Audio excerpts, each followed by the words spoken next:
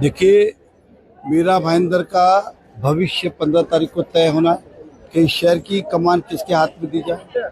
तो भारतीय जनता पार्टी जब 14 से 19 में थी तो जिस प्रकार के विकास किए वो जनता के सामने रखे और आने वाले हमारे संकल्प क्या वो जनता के सामने रखे और विरोधक जो झूठी बातें कर रहे थे उन्होंने क्या क्या किया वो भी जनता के सामने रखना जरूरी था।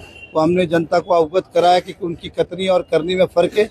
भारतीय जनता पार्टी जो कहती है वो करती है, क्योंकि हमारे पीछे देश के प्रधानमंत्री नरेंद्र मोदी जी है और महाराष्ट्र के मुख्यमंत्री देवेंद्र फडणवीस जी है। तो जो काम अगर भारतीय जनता पार्टी का महापौर बनने के बाद नगर सेवक भी यहाँ भाजपा के होंगे तो काम आसानी से होंगे। तो सभी से अपील की है कि सभी लोग भाजपा को वोट करें।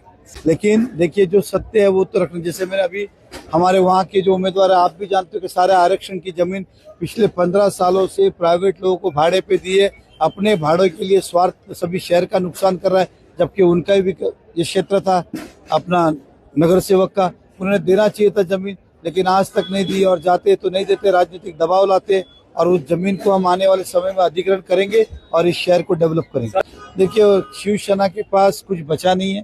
तो आप अगर मेरे बारे में भाषण समाज सेवा की बात कम करते, वोट की बात कम करते, भाजपा सेना की बात कम करते, विकास के मुद्दों की बात कम करते, वो व्यक्तिगत ला के लोगों को डाइवर्शन करना चाहते। हम इस क्षेत्र में विकास करने आए, हमारा काम है डेवलपमेंट करना। नरेंद्र मोदी, देवेंद्र फडणवीस जी भाजपा डेवलपमेंट के लिए जानी जाती है, इसलिए हमारे मुद्दे विकास के वो वैसे उनके बारे में क्या नहीं कहूँ तो ज्यादा अच्छा है। कहना चाहता हूँ कि ऐसे टैंकर माफिया को खत्म करे, क्योंकि टैंकर किसी और का नहीं, यहीं के हमारे नगर सेवक टैंकर चलाते अपनी माता जी के नाम पे और हमारे म्यूनसिपैलिटी का ही पानी चुरा के लेके जाते, मतलब फ्री में पानी लेते और लोगों को बेचते।